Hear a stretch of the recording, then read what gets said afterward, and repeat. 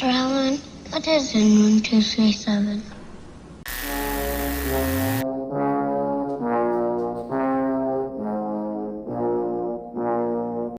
Hello, tiny friends.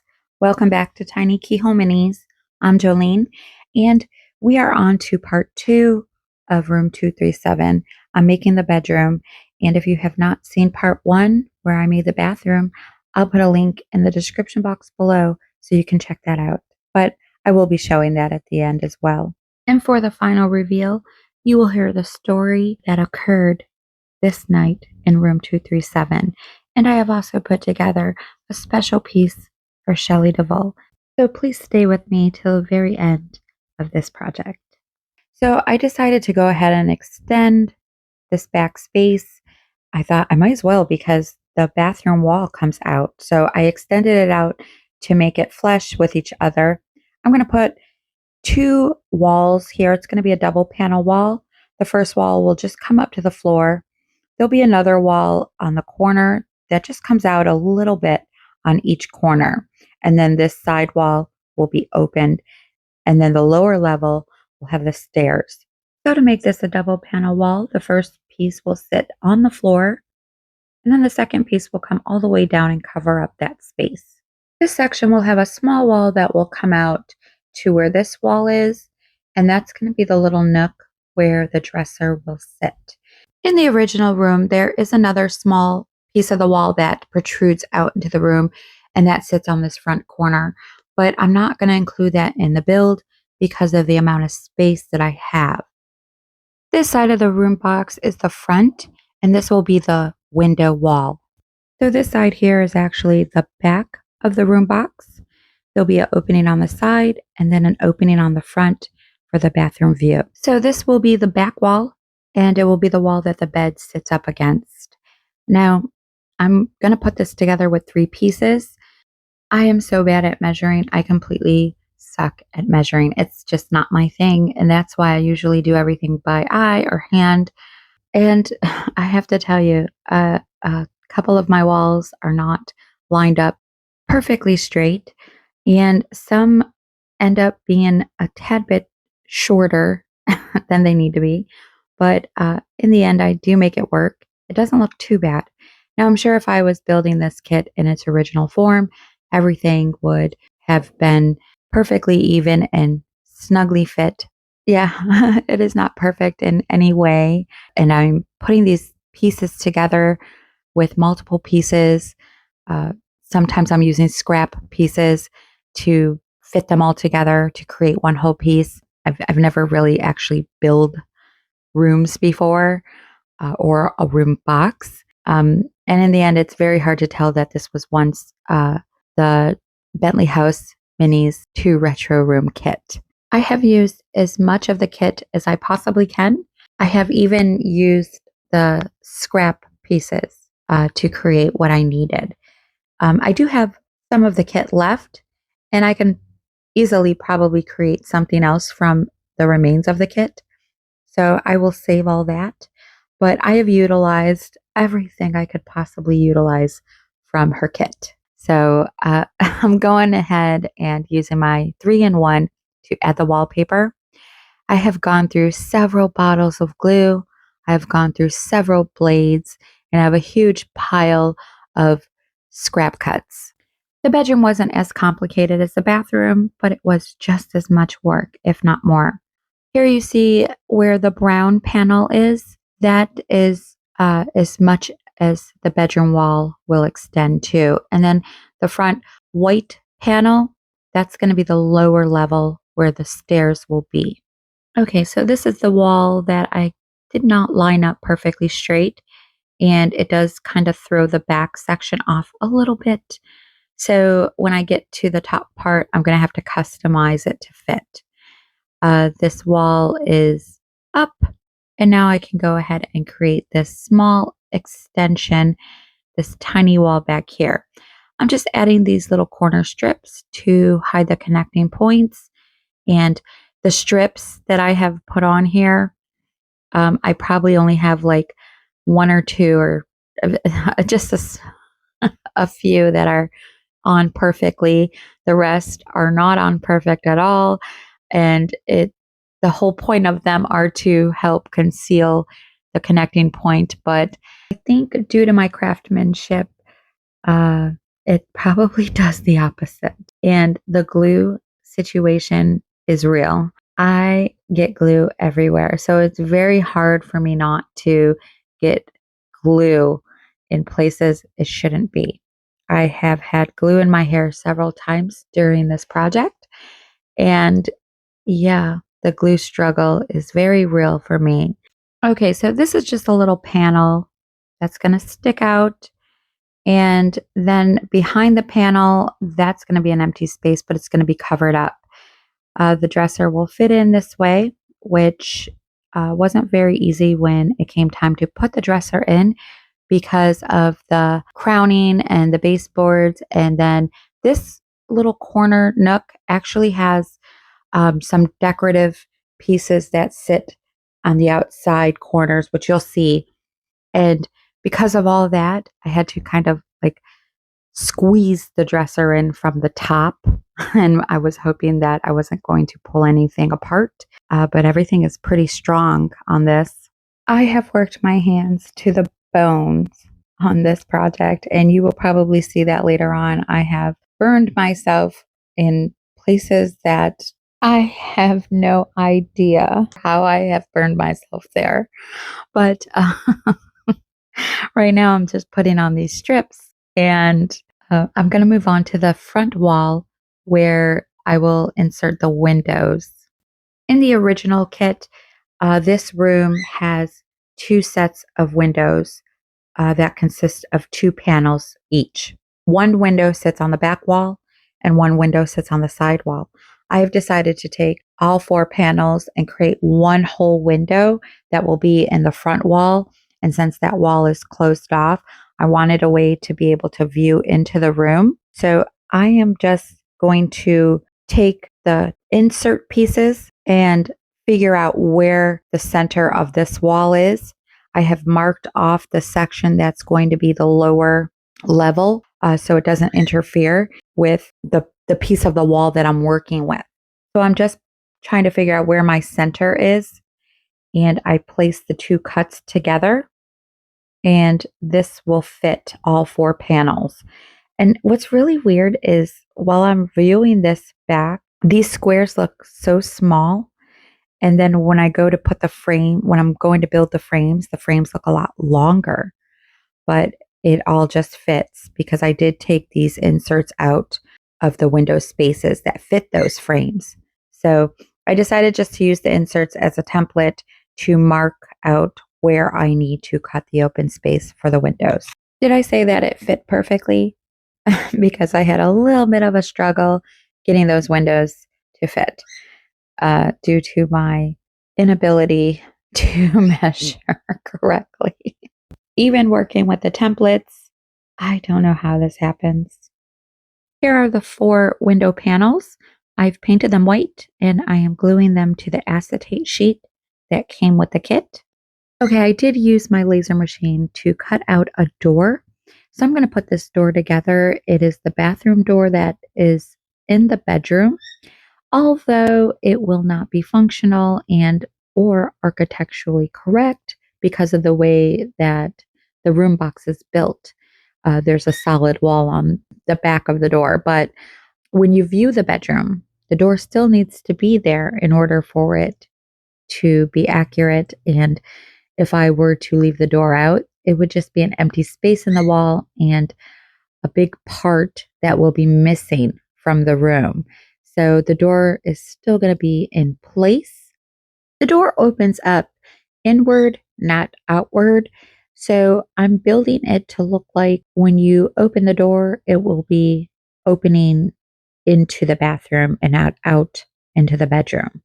So the door will be sitting kind of inside the frame, kind of behind the frame to give you that impression. So when you look at the door, you'll be able to tell that this door opens inward towards the bathroom. Okay, I have put the steps together and I'm going to need to take them apart later on. I didn't know that at this point though. On the side of each step are these kind of, I don't know what you call these, blocks or banisters. I don't even know what these are called, but they sit on either side of the steps. So I'm going to make those, and I am using scrap pieces. These are actually the cut out pieces from the window frames. I cannot tell if they have a design on them or not. They look kind of plain to me from some of the pictures that I have been referencing, but I decided I didn't like the way they looked plain, so I'm going to go ahead and trim them out with a little design. So I'm just using these tiny little strips that were separating the window frames, and I'm just going to use those just to come up with some sort of design so that they don't look so plain and dull. I mean, this is a fancy hotel. This is a really fancy suite. So I think that they need something. After playing around, this is what I've come up with. And I really like them a lot better. So they will be sitting like this. Okay, now it's time to riddle myself with stress and anxiety over installing the carpet because I only have so much of this and it's very nerve-wracking to put this into place. I've never installed carpet before, let alone a limited piece of gorgeous fabric. So I'm going to take my time while I am trying to accurately measure this out, which turns to be slightly, very slightly, thankfully, inaccurate. But I did make it work.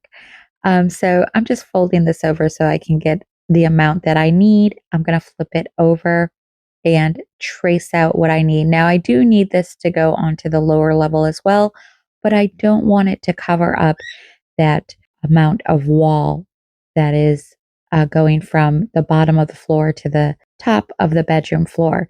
I need that to be covered with wallpaper. So here I go. And I got to tell you, I was probably holding my breath during this whole part of the project.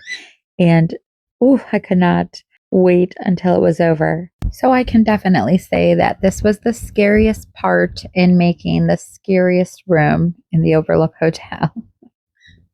I began with some slightly watered down tacky glue, and I just added a little bit of water just so that it wouldn't dry out on me so fast. And I'm just using a paintbrush to spread it down evenly.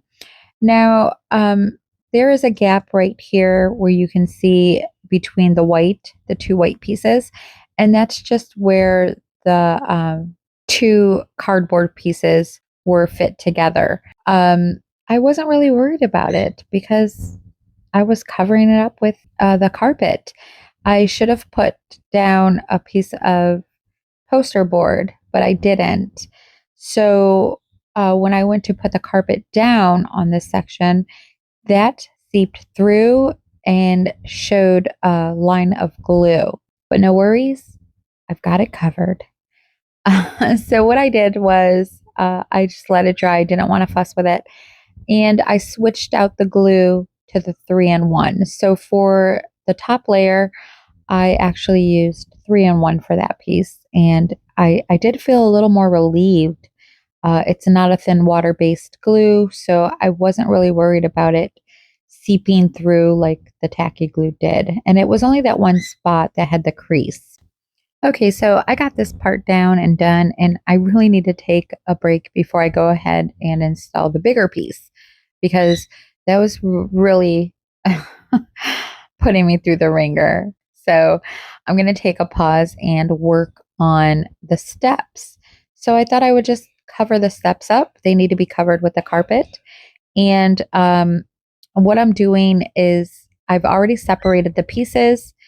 I've pulled this one corner so tight that you can see the white fibers almost as if the color disappeared because I just pulled it so tight. But I was just checking to make sure that that would be covered up by one of those platforms, and it will be. So I'm not really worried about it for the other side. I've just got to make sure that I can get these steps wrapped as tight as possible so that there's no wrinkles or creases in them. And I'm just taking my time. I took a very long time trying to figure this out before I started cutting and gluing.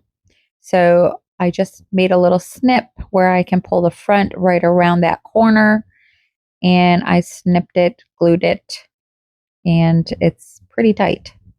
Okay, so here are my steps, and because the fabric is so bulky underneath each step, it left a gap between the steps. So what I did was just cut out a tiny little piece, made a seam, and then just glued it into place. So it doesn't look too bad. I'm okay with how it looks. All right, so now I'm just showing you that I did get a few glue spots. Yes, I did. You can see that line of glue really nicely where the seam is.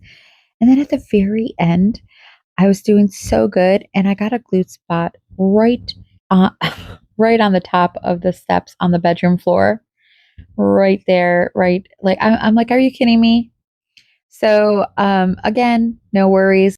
I have these glue spots covered, and you'll see later on what I do. So I'm putting these two little platforms into place.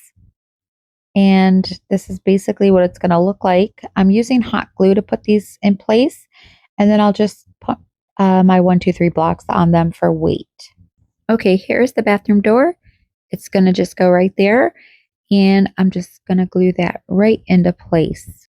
Okay, it's time to work on the bed. And I'm going to be using these Bentley House Minis attic table kits. I'm going to be putting one on each side of the bed. The bed has side tables that actually look like they're built into the headboard, and it's just one solid piece of wood. So this is going to be the headboard or the backboard to the bed, and then I'll just install the tables to be glued onto those.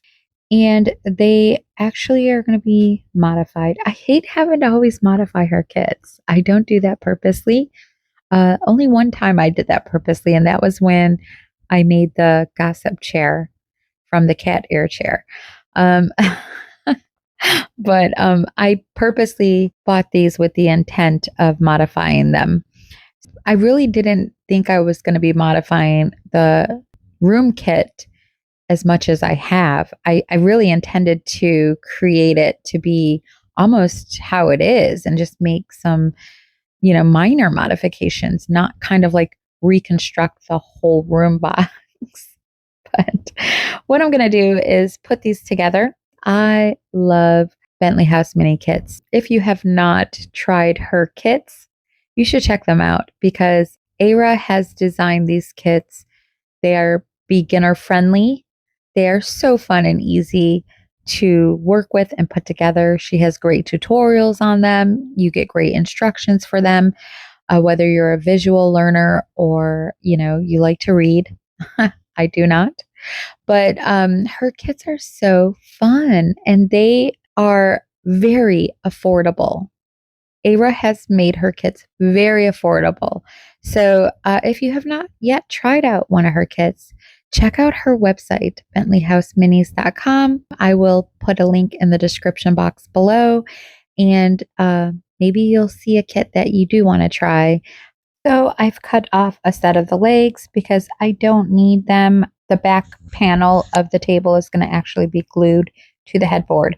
So I got rid of the back legs. These tables are also opened underneath, and the side tables next to the bed are actually closed in. So I'm going to be closing these tables in as well. You also get the option of making your tabletop a double panel or just a single panel. And I'm just going to go for the single one. These tables also come with drawers that you can pull out and are functional. And the side tables in the bedroom, they do have drawers, but they are open drawers. There's nothing to pull out. They're just kind of like cubbies. And I didn't realize that until I went to go for some handles to put on the drawers and realized that these were opened. So I need to leave them opened. I'll also be using what's left to cover up around the siding and the front and close those areas off as well. Okay, I'm going to use 3 pieces of this wood to create the headboard. I'm going to glue the 2 bottom pieces like this and just lay the top piece on the top half of these 2 bottom pieces. So the top half will actually be the headboard that you'll see, and the bottom half will be where the bed and the tables will be attached to. Now I just wanted to show you this. I played around with some coloring for staining the wood, and I actually used this folk art metallic gold as a base color. Normally I use my cinnamon, but I wanted to try something different. So I tried the gold, and then I went over with the antique wax, and this is what it looks like. And I really, really like it. So I think I'm going to go for that. Then I tried to go for a red undertone or base with the antique wax on top of that. This red acrylic paint is so opaque and thick. It's like house paint. But I think like maybe if you had like a thinner red or a watered down red, it would look more like a cherry would. So if you're exploring with the antique wax, don't be afraid to try different colors for your undertones or your base colors. So this is what the headboard looks like, the 2 side tables. And now I'm going to make the bed. And I'm just making it out of scrap cardboard cuts. So it almost kind of looks like the same process I used for the headboard. But I'm just using what I have and trying to make this work. I'm marking out where the 2 side tables actually come out because I'm not going to cover the bed with the batting in that area. Otherwise, it won't fit in between the 2 headboards. I have it pretty tight because of the space that I'm working with. I'm just going to build kind of like a little box bed here. And I'm just using scrap cuts from the pile. You know, I can't let those go to waste. This is the perfect opportunity to use some of that stuff because I have so much of it.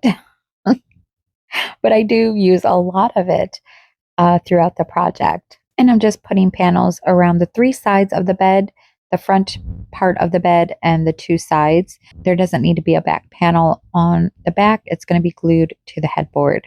This is what it looks like. Just a little box bed. Before covering it up, I'm just making sure that it's an accurate height to the footstools that will be sitting at the end of the bed or the foot of the bed. So I'm just using some quilt batting. I'm going to cover up what I need as far as where the blanket is going to go.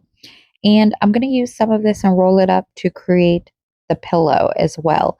So the pillow will go in this back space, but that's just going to sit on top of the bed. So it's not going to interfere with the bed actually fitting into place.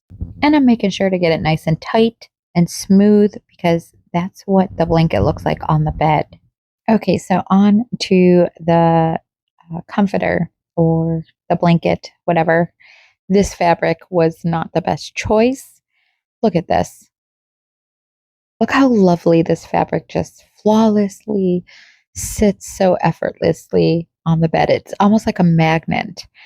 This fabric is kind of like some sort of vinyl or umbrella fabric. I picked it. I picked it.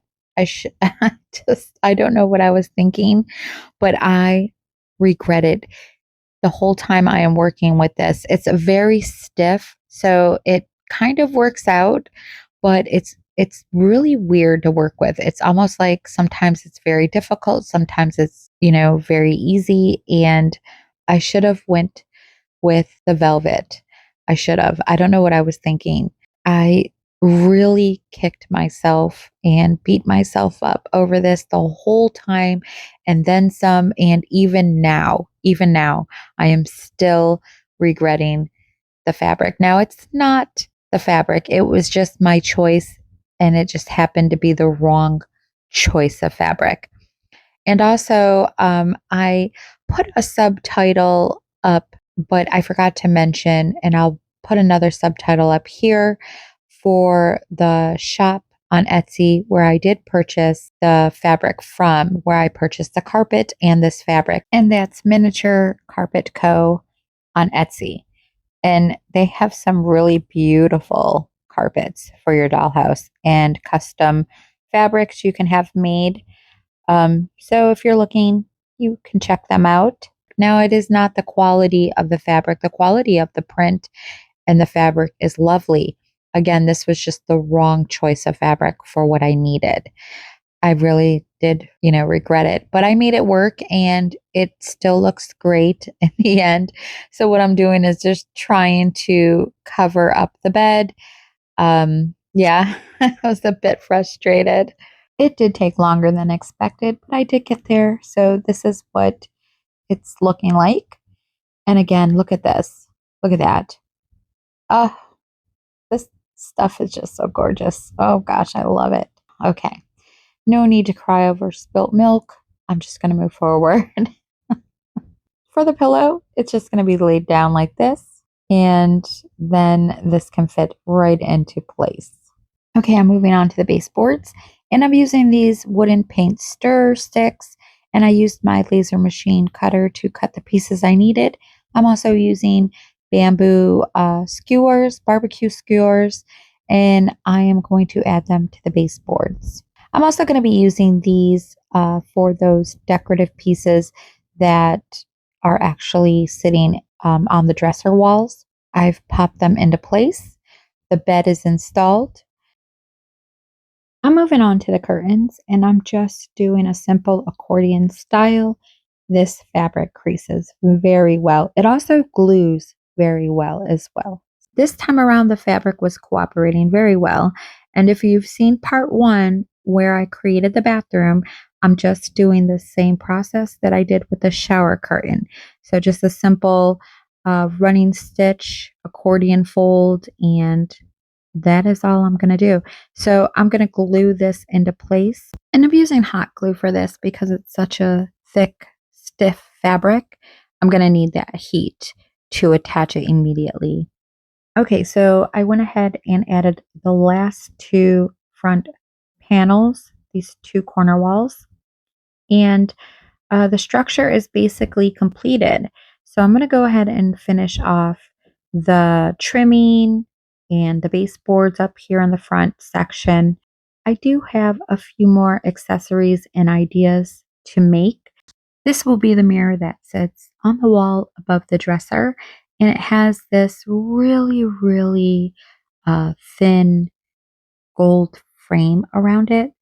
So all I've done is just painted some cardstock with metallic gold paint. And now I'm just trimming it down and I'll cut it out. And then I can go ahead and glue this mirror right onto that piece of cardstock, and that will be my mirror.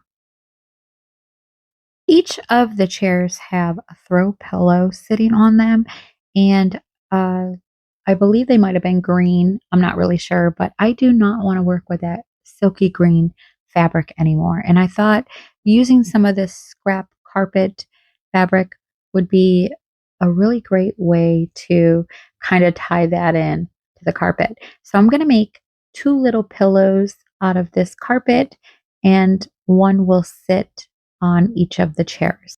I like to make slouchy pillows. I don't like to use cotton stuffing. I want my pillows to have some sort of movement and shape to them and form.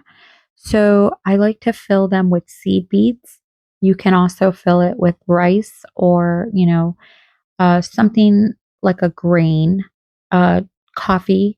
Well, then your pillow is going to smell like coffee. But if you have like a tea bag, that you haven't used, you can probably put a tea bag, the whole bag, or, seal it, cut it down, seal it, stick it inside. I don't know. Sand, you can use sand.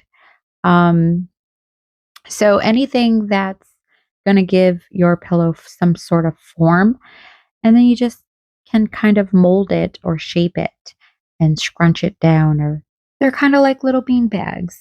You only need to fill them up about a quarter to halfway. You don't want to fill them up nice and full because then they're going to be stiff. You won't really be able to form them or shape them if they're too full. Okay, so next I'm going to fill this little ashtray that my great friend Lisa from Miniature Things by Lisa made and gave to me. Now, in the past, I have used twisty tie wire and rolled that with paper. And I learned that technique from Shira off of Queen City Minis. And it's a great technique. But then recently I saw Ara use this technique where she has taken a cotton swab stick, clipped off the ends, dipped it in water. When you dip it in water, that paper just releases effortlessly, automatically, just pops off of itself. And then unroll it to the size that you want your cigarette to be. I wanted to try this. I really did. So this is what I'm doing. Once I clip it down and cut the excess off, I just give it a nice tight roll. And now I can go ahead and color in the filters. And I'm just doing random sizes. I'm just coloring all the filters on the stick before I cut them down. Okay, so this is what it looks like. And now I'm going to clip them down. Just be careful you don't lose them because they do go flying and they're super tiny. I have purposely left one super long and you'll see why in a few moments. And here they are. And I'm just going to set that super long one aside for now. I'm going to go ahead with the other ones and just color in the tips with a black Sharpie. And I like to drag it down on some parts of the tips because that's what cigarettes do. They don't burn in a complete circle. Now I'm going to go ahead and take that super long one and coat it with some Mod Podge. Now in the movie, Wendy Torrance is always smoking these cigarettes and they have these super long ashes that never fall down. And in the documentary I seen, Shelley Duvall talks about that. What they are Canadian cigarettes, and she talks about how good they taste and that they're not filled with all of this garbage and junk like American cigarettes are. And the ashes just never fall. They just grow and they're super long. They never fall. So she laughed about that. And I thought that would be iconic to create one of those and put it in the ashtray. So after I coated it with the Mod Podge, I'm just dipping it in my gray and white chalk pastels and I'm just letting it dry in between each round and then I just layer it until I like the way it looks. For the ashtray, I added a little bit of Mod Podge and then I layered it with black, gray, and white chalk pastels. And again, I let it dry if I needed to add more. And I also added a little bit of alcohol because it helps melt it down and blend it in a little more. I hope you can get a good look at this cigarette ash because it's pretty awesome in person. Okay, so last is to take a red marker and add some lipstick stains on some of these cigarette butts. So that's what I'm doing. Once the ashtray is dry, I can go ahead and glue in my cigarettes. Next, I'm going to make Wendy's Polaroid camera, compliments of Bentley House Minis.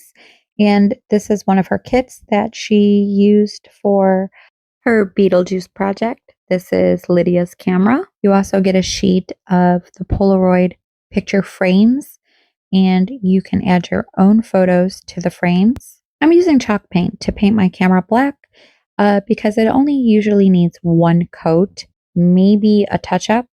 The paint is so opaque and thick that it just sticks right to it and it gives it a nice coat the first round. If you're using chalk paint, it dries matte and you can always add a gloss varnish onto that. So I'll do that later on in the end. I'm using a few tips from Ara's tutorial. So right now I'm just going to dust it with a dry brush of white acrylic or light gray. Either one will work. If you're working on this little camera and you've painted yours black, I would definitely not skip this step. It really brings out those details in the camera's features and just makes them pop. So if you have this little camera and you want to paint it black, this is a crucial way to add realism to its details. Okay, I'm also following Ara's tip on placing this little camera on a toothpick with a little bit of hot glue so that I can paint its fine details. And I'm just using a toothpick and some silver mirror chrome paint to paint all of the tiny little parts I want to look like metal. I also wanted to add that iconic Polaroid rainbow stripe. So I just painted a rainbow stripe on a little bit of masking tape, and I'm gluing that in place right in the middle of the front of the camera. I'm going to use Mod Podge Dimensional Magic to fill in the glass areas, like the lens. I'm taking this canvas ribbon, I've painted some of it black, and I'm going to create a canvas strap for the camera with this. Last, I painted the photo frames white and I picked out photos from the movie. So I'm just going to pick out which ones I like and create some Polaroid photos. Okay, so here's a final look at the camera. And I have the strap facing down because I'm going to bring it across the bottom and have the camera sitting on the strap. And then I'm going to have the strap kind of hanging over the bedside table, kind of like in front of the table. Here are my Polaroid photos. You get 8 photo frames. I used puzzle glue gel to seal and gloss these. Okay, the last thing I'm going to create is the room key. So I've used a printy and some cardstock and created the key tag. And now I'm going to use some of these 3D nail charms that I purchased off of Temu. And they have little tiny keys and padlocks. And I just thought they would be perfect to use for the key. So I'm going to take a jump ring and just feed it through the tag. I've already poked a little hole. I drilled a tiny little hole. I'm going to add the jump ring, and the key has a hole on it. So it's perfect. It just slides right on that jump ring, and then I'm going to close it tightly.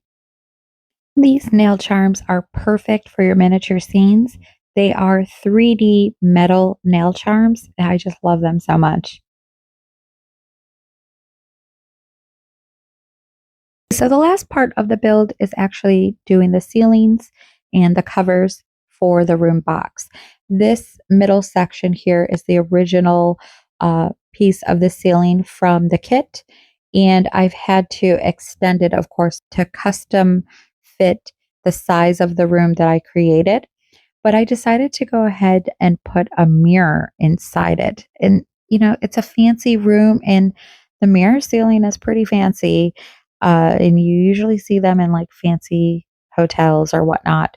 So I went ahead and added a mirror inside, and I painted the trimming silver. So I'm just going to go ahead and put this all together. Now it's time to peel the film off, and you can get a good look at how reflective this mirror sheet is. I purchased this off of Amazon.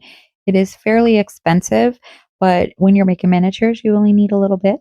It's great quality. It has super strong adhesive on it, but I always add extra glue. This is the light that is originally in the original bathroom of room 237. And because the bathroom has skylights, I decided to put this in the bedroom. I laser cut 3 wooden pieces, put them together, and used a glass globe. And it's a clear glass globe. So I frosted it with a layer of this Liquitex matte gel. And then once that dried, I gave it a layer of the Liquitex matte varnish, and it kind of frosted it.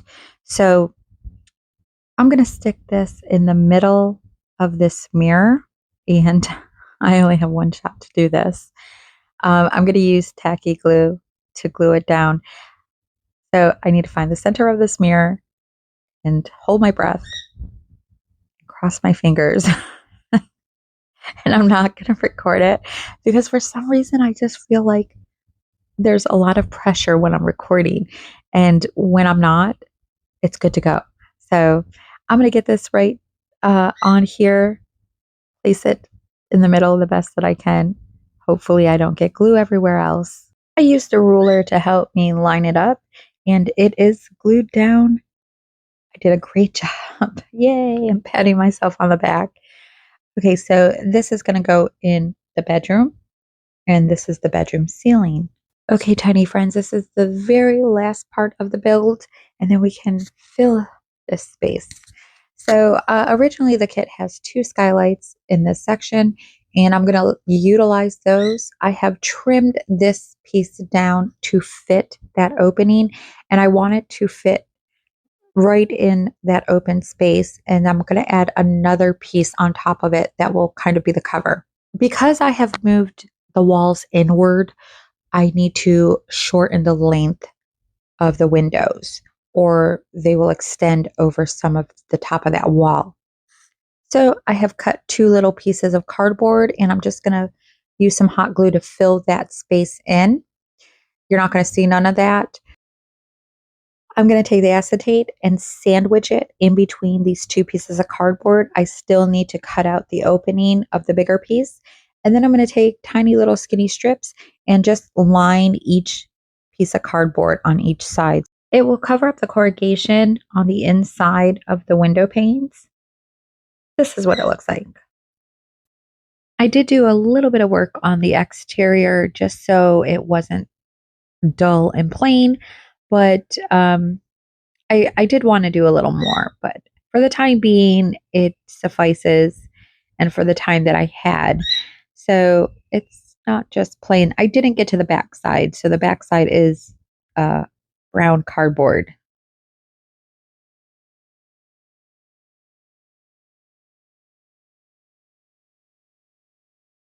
Okay, so that is all done. I need to get this space cleaned up, and I'm just using a paintbrush to kind of sweep it out. It could use a good vacuuming, but this paintbrush works really well. So I'm just cleaning up the carpet here. I cannot believe that I have built this. So I'm giving you a good look of the empty space before it gets filled up.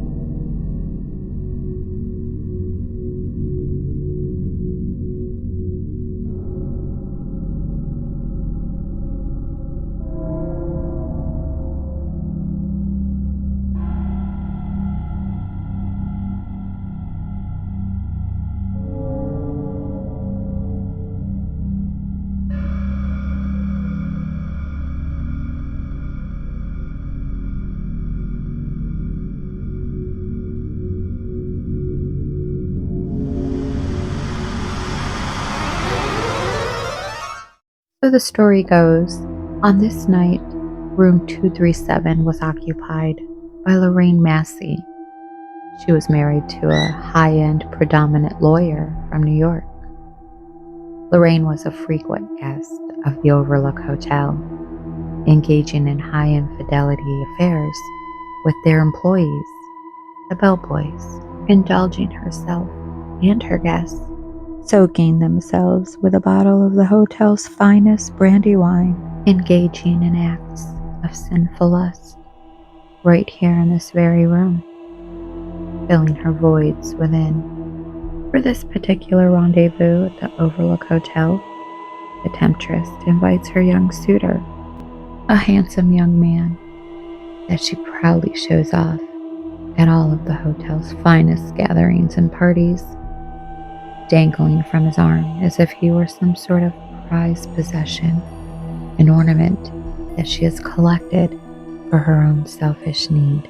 I never read the book, so I don't know how much of Lorraine's story is in it. Only those who have read the book and remember know, but I would imagine with small bits of truth. Lorraine sitting on this side of the bed. The ashtray filled with butted cigarettes from long hours of lustful acts. Lorraine sits in despair and disbelief as her thoughts race through her head and the flames of her pain disintegrate her heart. Her desires feeling the burn as the wildfire spreads throughout the inside of her soul, destroying her organs one by one. Lorraine sobbing, tissues collecting her sorrows of sins, is removed from her body and taken to a place of collected debt, accompanied by her young suitor sitting here on the steps, his voice filling her ears with the dreadful sounds of goodbye, filling her soul with that gut-wrenching feeling of abandonment. Why such a change of heart? Has he found a new lover? True love during their rendezvous around the hotel? As he gets up to leave, his brandy glass spills over onto the carpet.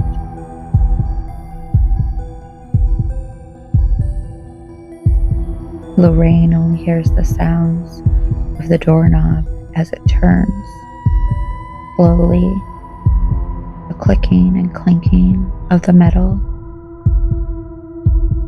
and then the door closes and echoes through her ears the sound of silence as she sits beside herself. She could no longer hear the pulsating thump of her own heartbeat.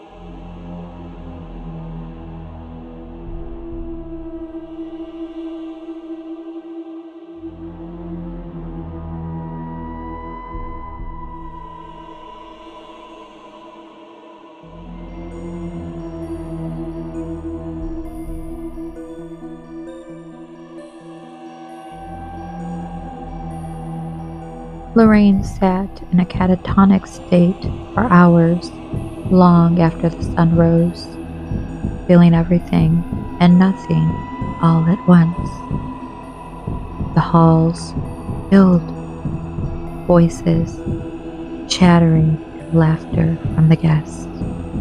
The rolling carts clanked with metal and glassware, the voices passing by echoing, room service, housekeeping. Lorraine finally gets up and walks slowly towards the foot of the bed.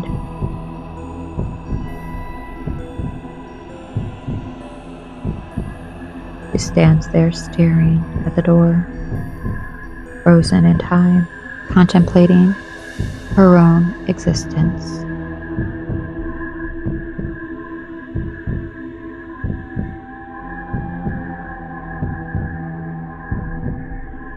Lorraine faces her own demise and chooses her own fate. She begins to walk towards the door. The feeling of numbness consumed her entire soul. She stops and stares in a daze.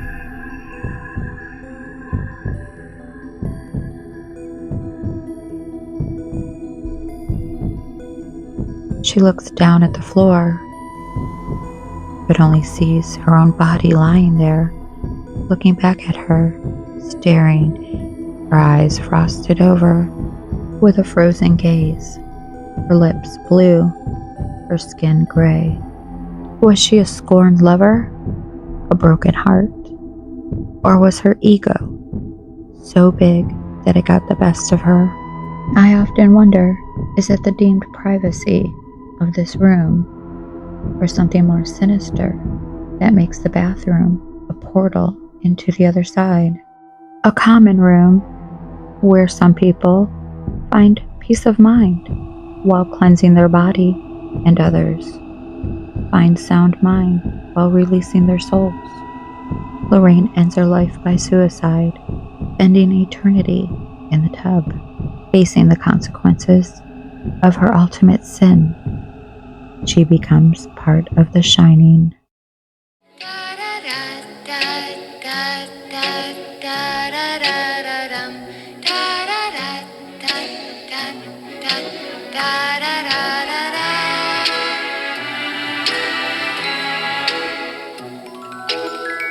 It's like a diamond dance, I'll take a chance, I will, because he needs me.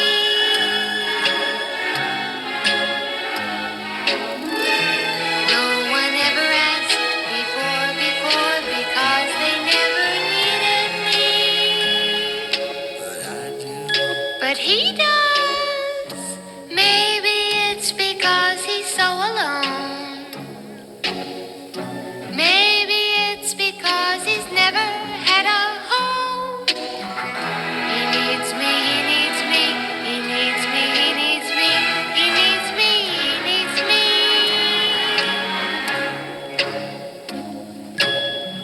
For once in life, I finally felt that someone needed me.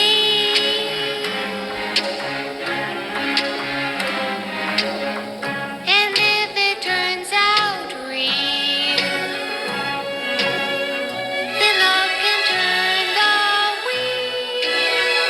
Because he needs me, he needs me, he needs me, he needs me, he needs me, he needs me.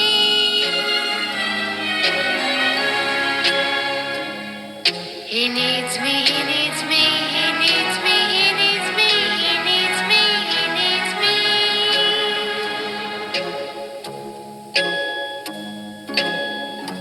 Da da da da da da da da da da dum. Da da da da da da da da da da.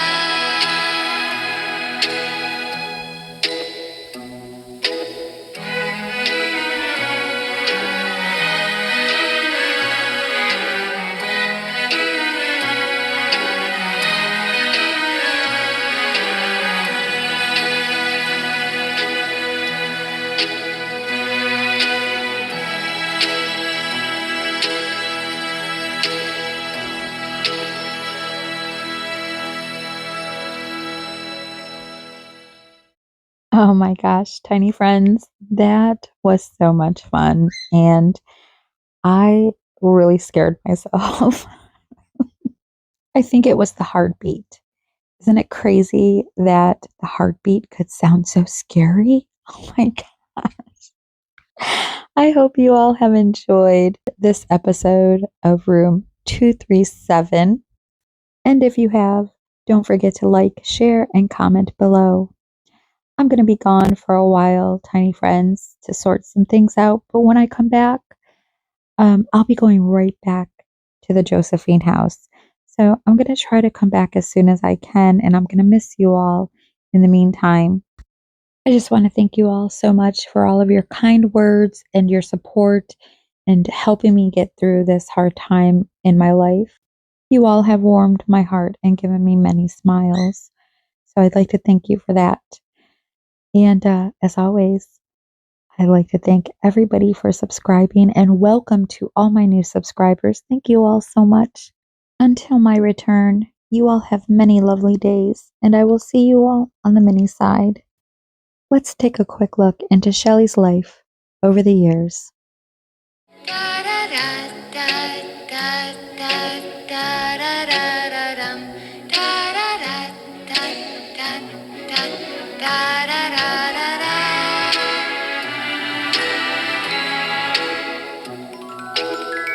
It's like a diamond dance, I'll take a chance, I will, because he needs me.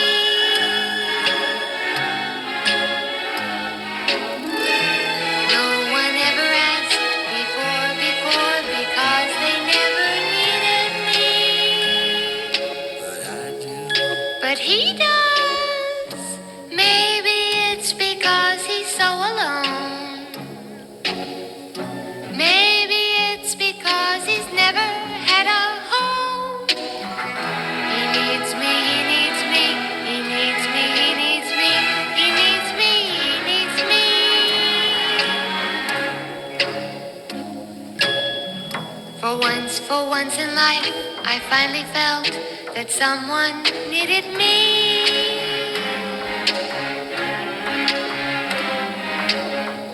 And if it turns out real, then love can turn the wheel. Because he needs me, he needs me, he needs me, he needs me, he needs me, he needs me.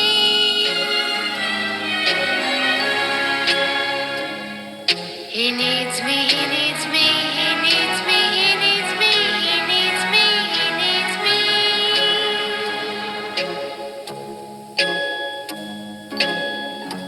Da da da da da da da da da da dum. Da da da da da da da da da